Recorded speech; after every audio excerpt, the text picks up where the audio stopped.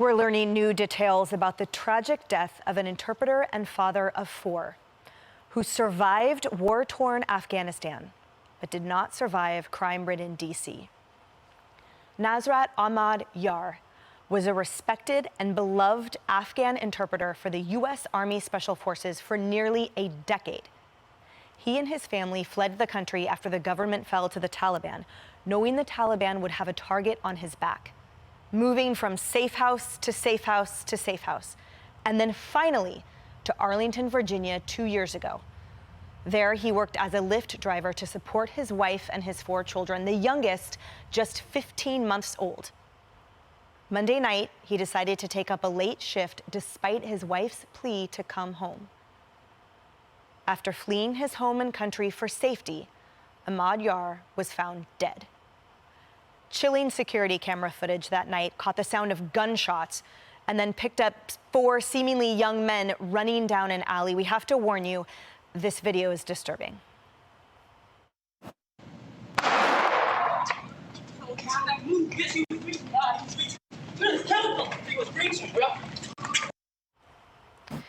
Lisa, it's hard to put into words the level of tragedy this is, and I can't imagine the heartbreak that family is feeling.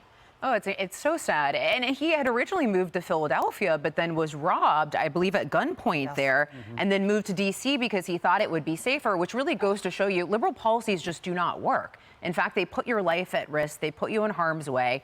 You look at D.C. since last year, motor theft crimes have gone up 117%. I think for robberies, 47% change. So it's dangerous there. But I think what's even worse, look, policies are actually easier to change. We know D.C.'s policies are terrible when it comes to crime. The culture is harder. And we've arrived at this point since post-Michael Brown, George Floyd, that somehow under the guise of equity, it is racist to arrest criminals. And there was this video of this man the other day, and he had called the police because a black man had a knife on him and was threatening his family, and he was sobbing because he was so afraid that this man would get arrested, right? We've arrived at this place that somehow is criminal to arrest, or somehow it is wrong to arrest criminals. And so I don't know how you change the culture, the society aspect. I think is going to be a lot more difficult to change. Yeah. Especially under this administration, Julie. This is par for the course now. Remember that Linwood murder where an Uber driver was murdered. He was a Marine. He had served multiple combats. It is devastating to hear of these people that have risked everything for the security and safety of our American freedom and our allies, just like Yar, only to be murdered in cold blood under the approval, the tacit approval of the person in the White House running everything, okaying this all. There are so many layers here to unpack. Number one, our armed forces are not taken care of by this country, and it disgusts me. The fact that this boy, okay, he was 31 years old. That to me is like a boy.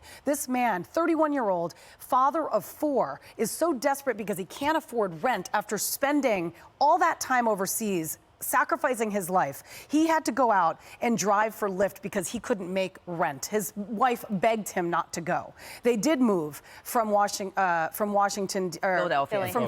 They went to Arlington, Virginia. Arlington, Virginia at one point was a very safe place. He was driving in Washington, D.C. at the time. But it does raise the issue that not only is crime such a problem here, our government doesn't care.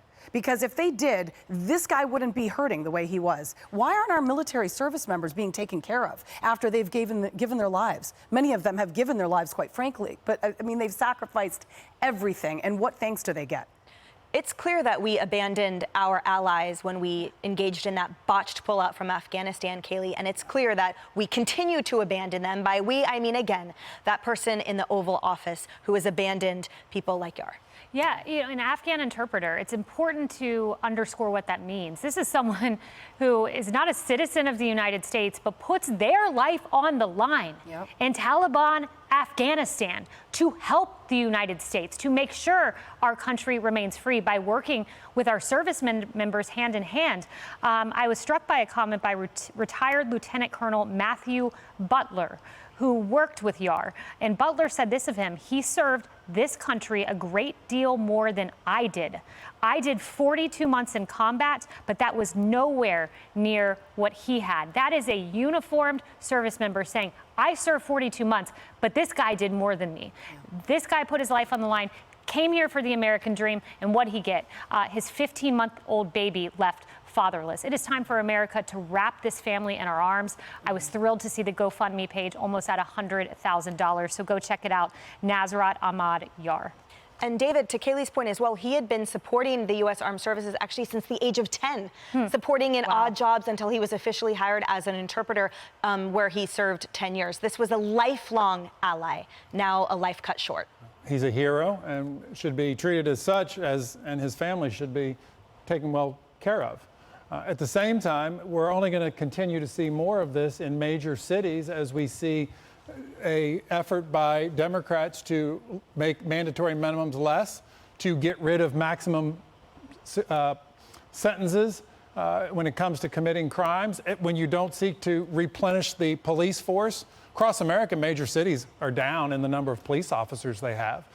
It only makes it worse. And Kaylee and Lisa, you both lived in Washington, but you may have missed the fact that it was President Biden who vetoed legislation by the Democrat Senate and the House that said they passed the D.C. crime bill. And it's now in place because Joe Biden vetoed it, which made it easier for harder for victims, easier for criminals. Yeah. Well, yeah, victims are now criminals. Criminals are now victims under our society. There's no incentive for police to join police force. That's why enrollment is at an all-time low, because when you do become a police officer and you do try to protect, you get punished for it. I mean, that's the bottom line. I hope in this briefing, in an hour and a half, we have Karine Jean-Pierre expressing her sentiments by the President of the United States for the loss of this allied life on our watch.